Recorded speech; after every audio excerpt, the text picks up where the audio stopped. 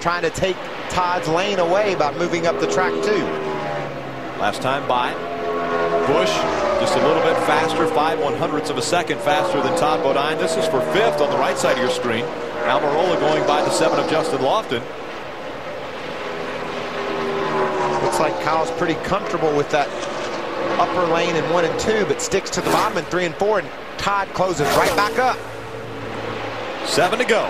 Todd Bodine all over the back bumper of that 18. He's going to get him loose. He's going to get to the inside. Here comes Bodine down the backstretch, door to door, side by side. Todd Bodine trying to take the lead away from Kyle Busch. There's the wobble once again. Todd Bodine has to check up. He recognized the fact that he had in a bad position about maybe getting loose down there. He felt a little bit checked up. You know, you just can't run the corner as hard when you're on the inside of another guy. He's taking all the air. You're leaning on the air when you're down in the center of the turn. He didn't have any air to lean on because Kyle had the air. So he lost all that ground, but Todd's faster, man. He's going to catch him back. And he might not let off when it's the last lap and he's down on the inside of Kyle Busch. You see Hornaday losing a spot to Johnny Sauter for 3rd, and now Hornaday battles back on the bottom of the racetrack, trying to take it back. Sauter with the momentum coming out of turn number 4. He will battle that 33 and take the 3rd spot away. Same situation for Ron Hornaday as it was for Todd Bodine. He was down on the inside, got a little bit loose, lost that ground and the spot to Johnny Sauter. Ever since Todd got sideways in 3 and 4, Kyle's been able to drive away from him. Can Bodine reel him back in? When they come to the stripe, it'll just be 4 laps of racing to go. We take a look at the speeds at the line. Who is fastest? Kyle Busch. By a pretty healthy amount, considering the lap before Todd was faster. This time, Kyle by over 2/10. Trapped in 3rd quick, back there in the 8th position. How about 9th and 10th? Chris Fontaine and Rick Crawford right now in the top 10. I love those two running up in the top 10. Leaders are in traffic. Kyle Busch having to go way up the hill to get around the 01 truck. Probably going to cost him some momentum. Definitely cost him some momentum, and that momentum will carry all the way down this straightaway. 3 laps of racing to go.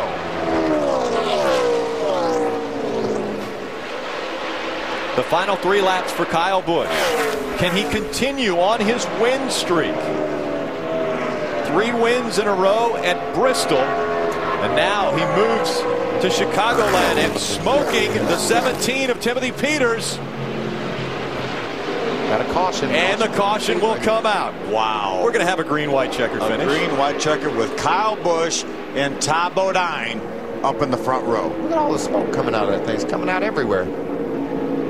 Another engine failure tonight, Phil. This is unusual for the truck series. I guess that just goes to show you how tough this Chicago track is and how much these guys do indeed run their foot on the floorboard. These engines don't ever get a chance to take their breath. They never get a break. They're just on these throttles so hard. It'll be the 6th green-white checker finish of the season for the Camping World trucks. This is good stuff. Yeah, horrible break, though, for Timothy Peters.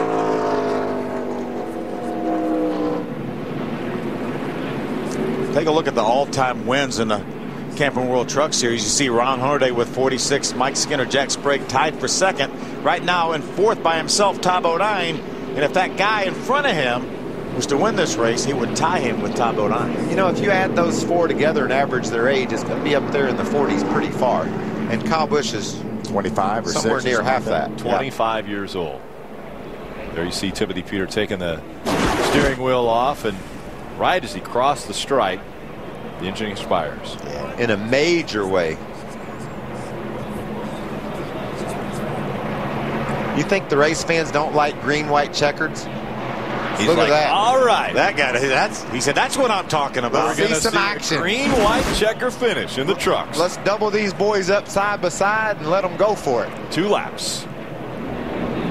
Kyle Busch, again, the 2 trucks that are up front both changed 4 tires on the last stop, and they will start 1 and 2, or restart 1 and 2 when we go back to action. Ray? Well, Rick, you know I love some green-white checkered stats, but this is even more important, I think, right now to talk about last lap pass for the win. 25 times in series history we've had a last lap pass for the win. The last 3 times it's happened, Todd Bodine has been involved one way or the other, either making the pass or getting past. The last time it happened, Kyle beat Todd at Talladega in 09, and I guarantee you that's still fresh in Todd's mind. Could be interesting on this green-white checkered to see on that final lap if the 30's got something to beat him. We are coming back for the green-white checker from Chicagoland Speedway. Can Kyle Busch make it 2 in a row here, or will Todd Bodine get to victory lane? Welcome back. Getting ready for a green-white checkered in the Camping World Trucks for the EnjoyIllinois.com 225. And one of the guys that's a big player in this green-white checkered is Todd Bodine. Let's talk to him, Phil. Let's do that. Hey, Toddley, Phil Parsons up in the speed booth. You got me? I got you, Filthy. All right, man, you're coming down to green-white checker. You and Kyle Busch have been so close. How are you going to beat him? That's a darn good question. The restart concerns me here, but we'll give it the best shot we got. Looks like which way is he going? He's right in the middle. He's going to the outside. I don't know. You know, it's tough on the bottom here. You get sucked around pretty easy, but we'll give it a good shot here. All right, get a good restart now. When you get back to the line, bring it home. Let's try, bud. Well, that's pretty interesting. We talked to one of the players right there. We're talking to him as they make the decision as to which line they're going to run. And he wanted the outside line. He was hoping. Yeah, he was hoping Kyle would go to the inside. And for a minute, he had a little shot of hope there. He saw Kyle not making his mind up immediately which way he was going to go, and you could tell Todd was hoping it was going to be to the bottom, but Kyle Busch took the top side. But still, you know, these guys have got a big job to do on this restart, Rick. Your tendency, what you would like to do when they throw the green flag, you just want to mat the gas and go. But you can't. These things have so much power. If you just throw the gas down, it'll spin the tires. You spin the tires, you don't win the race. And so you've got to be calm. You've got to be really precise with how you apply the gas, because you got to get it down harder than the guy beside you, but not so hard you spin your tires. And remember, these tires are older and hotter, but with a little bit of debris on them as well. Yeah, this is really tough stuff. Whoever pulls this start off the best did a job that I don't think many people appreciate how hard actually is. They've continued to clean the tires there. We see Kyle Busch breaking the rear end free a little bit, trying to get those tires cleaned up as they come out of turn number 4. Our first attempt at a green-white checker finish. Green flag is in the air.